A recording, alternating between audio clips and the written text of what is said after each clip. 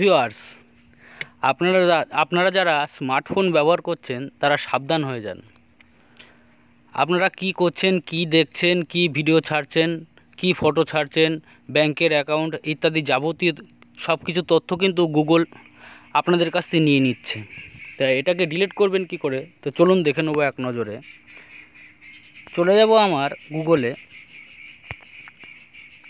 যাওয়ার পরে কর্নারে লোগোতে ক্লিক করব। এখানে কিন্তু অনেকগুলো অপশান পেয়ে যাবেন। প্রথমেই যে সার্চ হিস্টোরি সেভিং, এটাতে ক্লিক করবেন।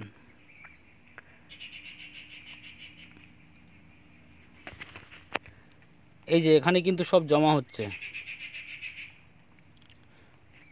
আমার অবশ্য একখানায় আছে, কারণ আমি সব ডিলিট করে দিই, রেগুলার ডিলিট করে দিই। এই যে একটা আছে টুডে, এই যে এটাকেও ডিলিট করে দেবো। আপনাদের কিন্তু প্রচণ্ড জমা হয়ে গেছে, আপনারা যখন থেকে ফোন ব্যবহার করছেন জমা হয়ে গেছে। আপনারা কিন্তু অবশ্যই ডিলিট করবেন।